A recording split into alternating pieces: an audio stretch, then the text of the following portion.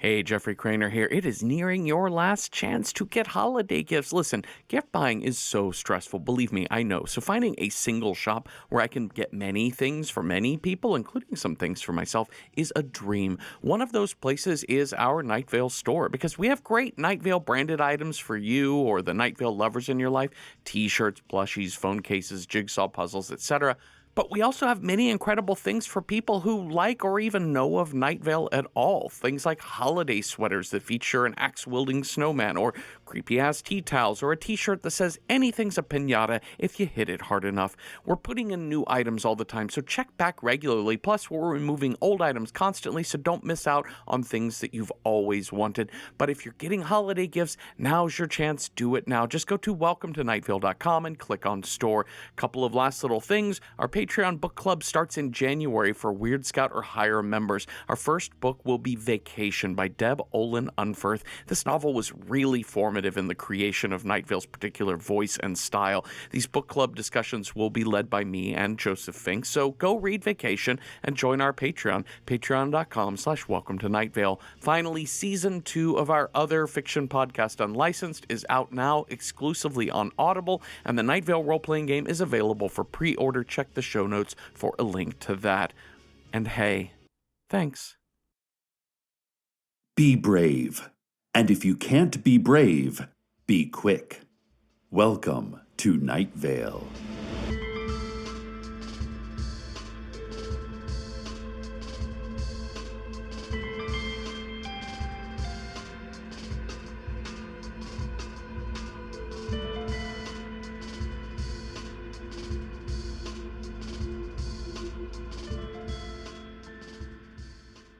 Listeners, a dread day is here.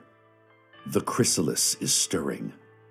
After who knows how many centuries, that great navy blue chrysalis attached to the statue of the town founder is stirring. The chrysalis has always been there, covering the founder's face and most of their body, making it impossible to discern anything about their identity. But now, the chrysalis is showing signs that it may soon open, and who knows what horrors or wonders may emerge from its... sorry. I have to take this. Hello? Hey, Cecil. Steve here. Is this a good time to talk? Oh, sure. I always have time for my brother-in-law. Great. It's just that I have a little bit of a predicament, and I'm not sure what to do. I'd love to just talk it out with you. Okay, lay it on me. Right. So I got a letter today that... I'm not on the air, am I?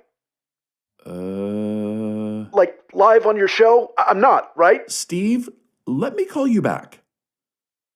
So, forget you heard that. Where was I? Oh, well, I better get to the headlines.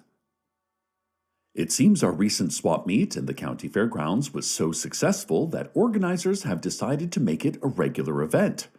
If at any point you have something, and you want something else, just wander out to the fairgrounds and try to make an exchange. Hours are not posted, and location is approximate. So just head on out there any old time and see who or what is waiting for you.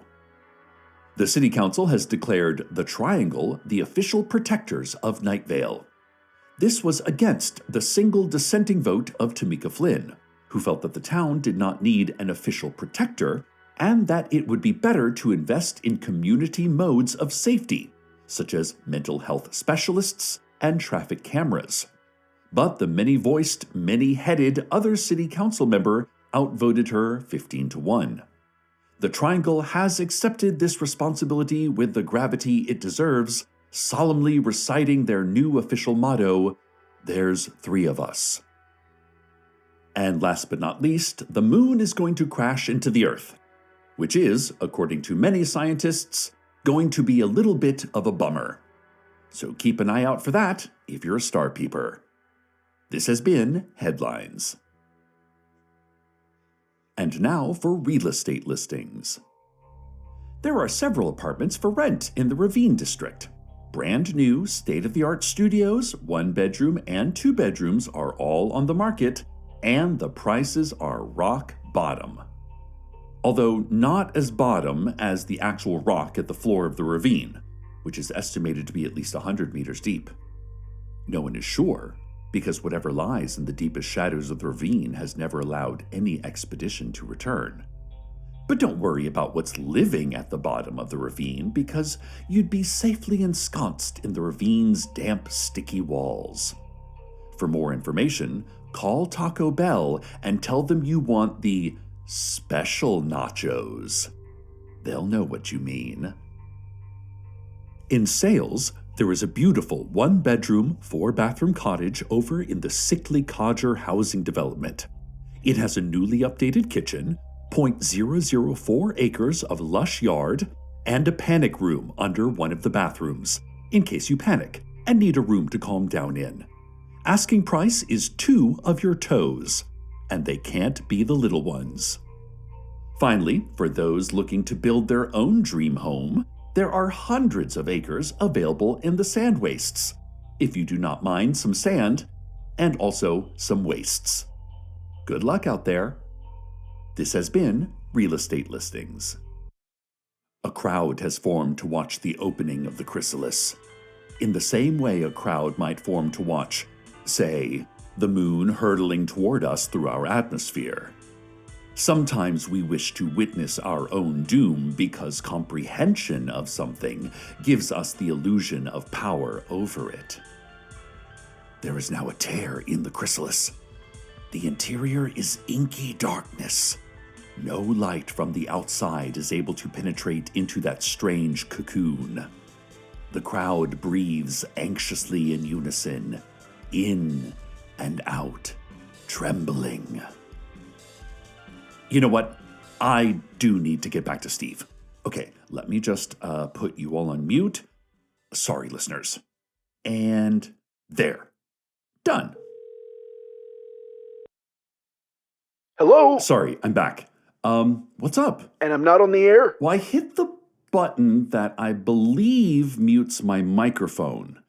Either that or it sends an electrical shock through the floor of the punishment cell in station management's office. I can't remember which. Good enough for me! So listen, I got this weird sealed envelope.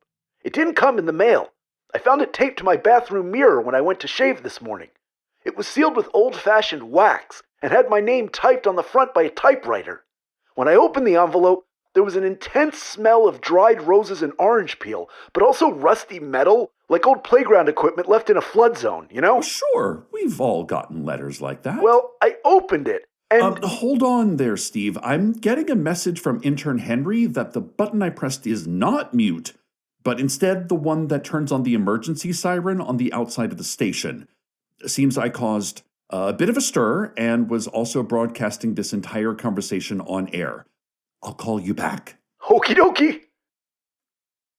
And now for a word from our sponsors. Chick-fil-A. Yes, we know what you're going to say. We've had some criticism in the past, and we hold certain controversial beliefs. Did we want to dig a tunnel to hell and blast open the gates with dynamite just to see what would happen? Yes. Did we suggest that we should toss people into active volcanoes because the volcanoes might be hungry, and that would be a way to give them little treats? Yeah, okay, we did. Did we possibly fund terrorist organizations in exchange for stolen artifacts? No, we did not. That was Hobby Lobby. That's real, look it up. But yes, we did suggest that draining the oceans might, quote, get rid of a few of our problems. So sue us. We have some misguided beliefs. But where else are you going to get a chicken sandwich that is perfectly okay? If you want a chicken sandwich that you could honestly describe as fine and probably better than a chicken nugget, where else would you possibly get that? That's what we thought. Chick-fil-A. Yes, we're going to use your money to shoot a big bullet at the sun. What are you going to do about it? This has been a word from our sponsors. Let's have a look at the community calendar. Tuesday will be Remembrance Day for all those who lost their lives after their ice maker failed and drained onto the floor, and they were chasing their dog named Cumberbund, calling, "Cumberbund, You need to take the medicine for your ulcer. And they slipped on the water and died. For everyone who died this way, may your memory be a blessing. Wednesday is the half marathon down at Grove Park, raising money for cancer research to find out once and for all what is up with the water signs, you know? Unfortunately, organizers say they could only secure the basketball court, and so the entire marathon will have to be run in a circle around the court. Fortunately, that's only 260 easy laps around the court. Simple. Thursday is the feeding. Please, do not try to interfere with or prevent the feeding. You will only make things worse. Things could be so much worse. Friday is Ladies Get In Free Night at the cemetery. Saturday is a lost cause. And Sunday is buy one, get one down at the Big Lots. Don't miss it. This has been the Community Calendar. The chrysalis has split, and from it has emerged a human arm. The arm is covered in a pale blue slime, and its fingers are long. The arm has not moved or showed any sign of life. The crowd has pushed in closer. They want to see, they want to know. Even if it burns them from within, they must know. From the chrysalis comes a song, with words that are not words, but hold the shape of words, or are in a language that never ended up existing. The crowd sings along. They do not know this language, but they know the melody, because it is the one they hear when they are all alone and listen closely to the silence. Okay, hold on. I'm going to put you all on mute for real this time, because I really should get back to my brother-in-law, Steve. Howdy do. Hey there, Steve. I definitely pushed the mute button on my microphone. Okay. Or it's the one that makes the coffee maker in the break room shoot poison darts. I have a lot of buttons, and none of them are labeled. Well, I opened the letter. Yeah? And I looked at what it said. Yeah? And it... Could you just double check you're actually muted? Yes, I am actually muted. See, if you look at my levels, I am... Oh, no, I'm still broadcasting at top volume. No one touch the coffee maker? Steve, I'll call you back. But first, a message from the Dental Underground. We are a friendly association of dentists, and we mean you no harm. We are as ancient as jaws and teeth. We precede humanity, and we mean you no harm. We are only dentists.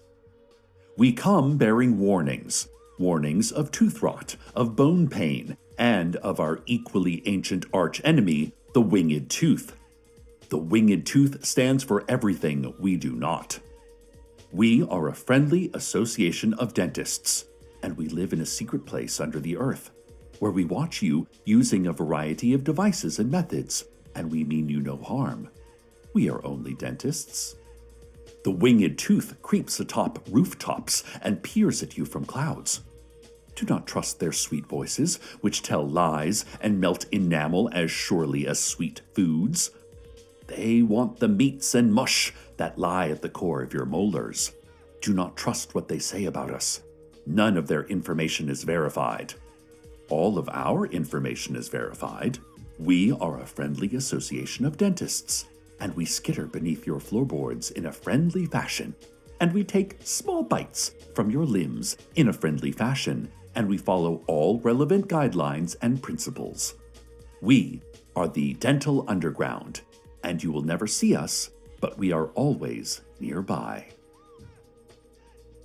I really need to call Steve, but okay, I've learned my lesson. I just don't know which button mute is. So here's what I'll do. I'm going to go find somewhere private to make this call, away from my microphone, and in the meantime, you have a look at the weather.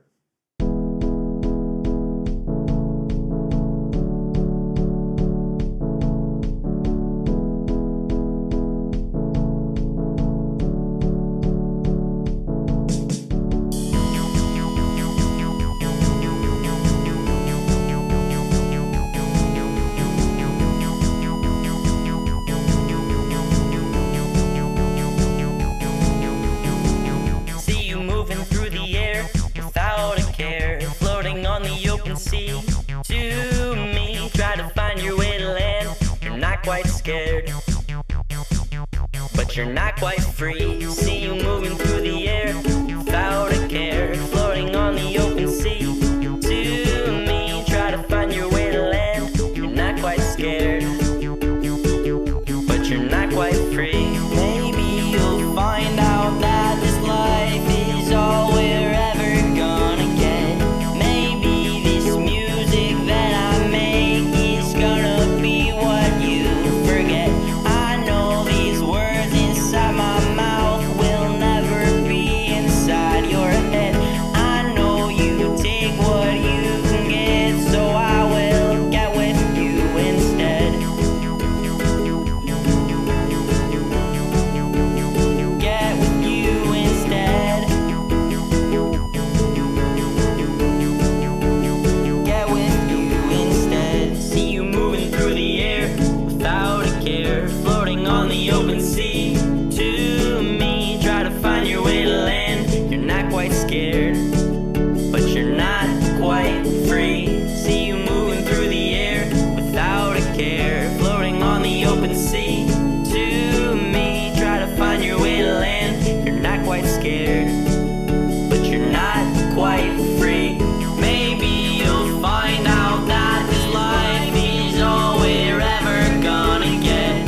Maybe this music that I make is gonna be what you forget. I know these words inside my mouth will never be inside your head. I know you take what you can get, so I will get with you instead. Get with you instead. Get with you instead. Moving through the air on the open sea. Find your way to land, not scared, not free. Moving through the air on the open sea. Find your way to land, not scared, not. And you're sure that we're off the air now? Steve, I'm huddled in a closet, far away from my microphone, in between the usual janitor closet stuff like mops and beach towels. Unless you think that the former station management wired our entire office so to broadcast our every movement on air without our knowledge, I think we're fine. Oh, well, that's a relief. So I can finally talk about what the letter said. You know I love my job at the bank. Sure, bank guy. That's your whole deal. Right. Well, this is a job offer, and a really good one. From who? Detour, that ride-sharing app? Or I guess from their parent company, which is some tech company called Labyrinth, I think?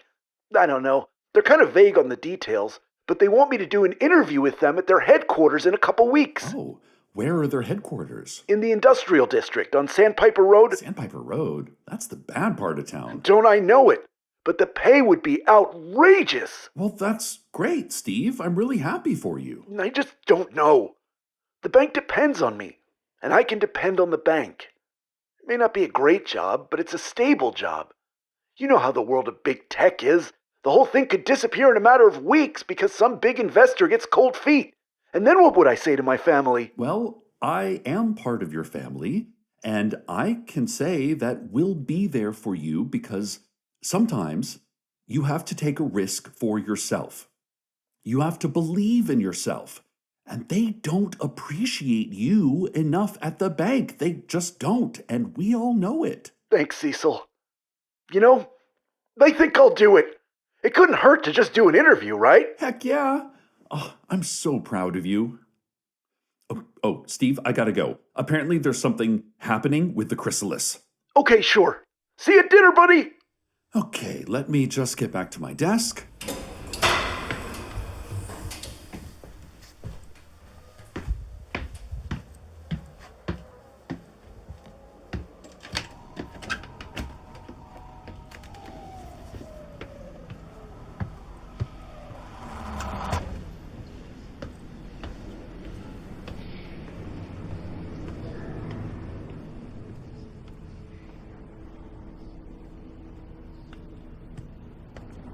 Whew, boy, this is a longer walk than I remembered.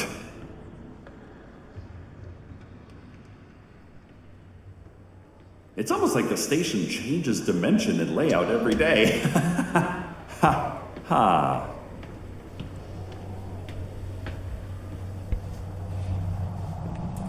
And here we go. Hello, listeners. Cecil here. Sorry for the dead air. Some news on the Chrysalis. It has fully opened, and from it walked a woman with very smooth skin. Her hair was soft and fluffy like the hair of a newborn. She was wearing a light blue suit, and now that I look at her, she has the same basic dimensions and profile as the town's founder. Huh, that's interesting. She is walking among the people who have gathered, caressing their cheeks gently. She is cooing. Finally, she stops in front of a man. The man is broad-shouldered and handsome. She smiles shyly, and he smiles shyly. She places one hand on each of his shoulders and cocks her head in question, and he nods his head in answer. And then she... Oh. She has unhinged her jaw. And she is swallowing his body whole. I can only see his legs sticking out of the inky dark of her mouth. And now, he is gone. She is not distended at all as the result of this unholy feast. She is still trim. Her suit still sits well on her torso. Her skin is even softer now. So, anyway, that's what happened there. Stay tuned next for a woman with soft skin and soft hair, gently putting her hands on your shoulders and wordlessly asking you a question that you do not want to answer, but you will answer, and you already know what the answer is. Good night, Night Vale. Good night.